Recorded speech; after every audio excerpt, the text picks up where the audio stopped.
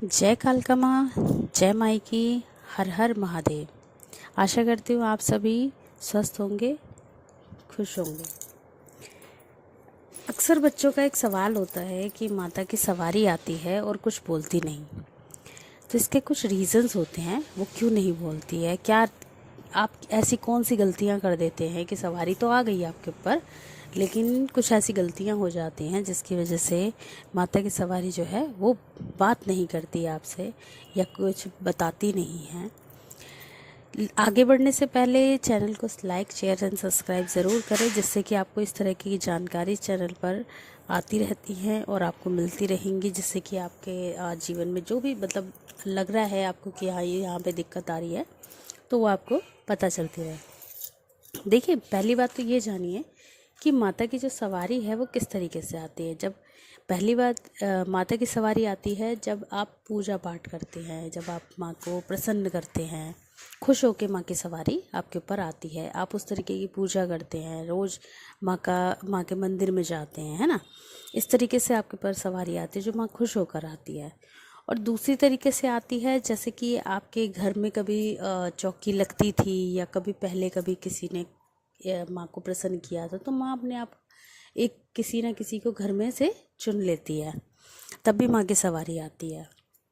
और एक तरीका और होता है जैसे कि आपने किसी गुरु को बना लिया है और गुरु आपका जो शाक्य परंपरा से जो आपने गुरु बनाया है, यानी क्या वो भी माता रानी की सेवा करते हैं, तो उसके आशीर्वाद से भी आपके ऊपर सवारी आ सकती है। ठीक है, अब जानते हैं कि कौन सी सवारी बात कर सकती है और कौन सी नहीं। देखिए, जो गुरु के द्वारा सवारी मिलती है, जब गुरु के आप सानिध्य में रहते हैं और गुरु के द्वारा सवारी आपको मिलती है, तो वो सवारी आपसे बात भी करती है, पूछा भी देती है, आपके घर के बहुत सारे कार्य भी करती है। ठीक है। दूसरा, जो सवारी आपके पुश्तों से चल रही है, यानी कि आपके यहाँ कभी गद्दी लगती थी, तो उसकी वजह से आपको चुन लिया गया है, माता रानी की कृपा हुई आपके ऊपर और आपके ऊपर जो सवारी आई है, तो वो भी आपसे बात भी करती है, लोगों की पुच्छा भी देती है, लोगों के काम भी बनते हैं। अब बात करते हैं वो सवारी जो आपके ऊपर प्रसन्न होकर आई है। आपने माँ की सेवा की, माँ अपनी इच्छा से आपके ऊपर आई है, आपकी कृपा करी है, माँ के जो तरंगे हैं वो आपके ऊपर आई हैं। वो सवारी बात क्यों नहीं करती। उस सवारी, देखिए, ऐसा होता है कि जब आप शुरू शुरू में जब पूजा पाठ में लग जाते हैं, करते हैं, तो आप भोग प्रसाद माँ को देते हैं, है ना। फिर बाद में क्या होता है कि धीरे धीरे आप चीज़ों को छोड़ना शुरू कर देते हैं। भोग प्रसाद नहीं दे रहे हैं, टाइम से पूजा नहीं कर रहे हैं। एक होता है कि काफ़ी बच्चे ऐसे आते हैं कि उनको लगता है कि जो माता की सवारी आ गई है, अब हमें आगे पूजा पाठ करने की ज़रूरत नहीं है, लेकिन ऐसा नहीं है। उन्हें पूजा पाठ करते रहना चाहिए। हमने भोग प्रसाद जिस तरीके से वो माँ को देते थे प्रसन्न करने के लिए, वो सब कुछ उसी तरीके से उनको करते रहना चाहिए, जिससे कि उनकी सवारी जो है वो उनसे बात करे और आगे आगे भी लेके जाए, लोक कल्याण भी करे, है ना। और जब सवारी अपनी खुशी से आती है, तो देखिए, सबसे पहले होता है कि गुरु का होना ज़रूरी है, गुरु बनाना बहुत ज़रूरी होता है।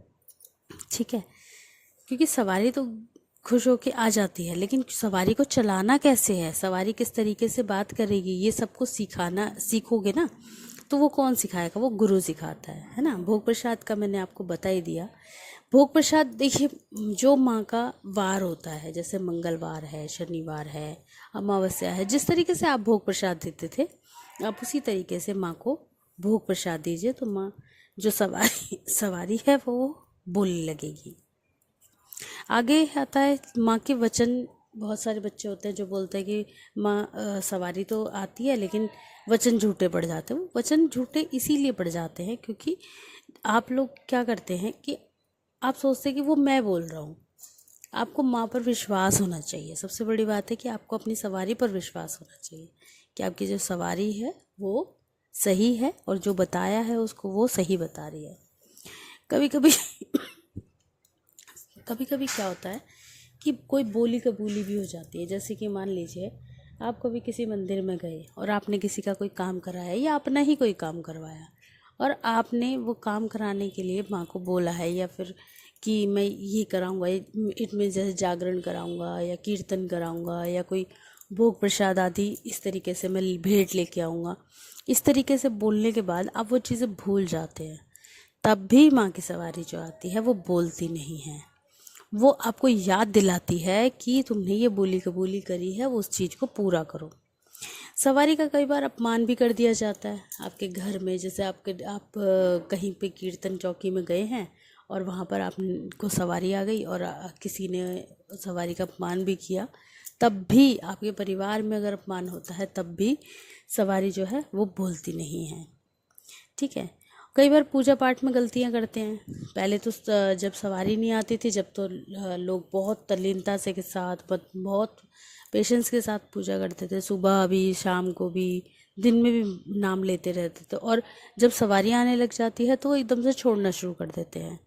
इससे भी सवारी जो है वो बोलती नहीं है, बात नहीं करती। सवारी आती है, शरीर पे भार बना रहता है, सर भी घूमता है, सब कुछ होता है, लेकिन सवारी बोलती नहीं है। ये भी एक कारण होता है।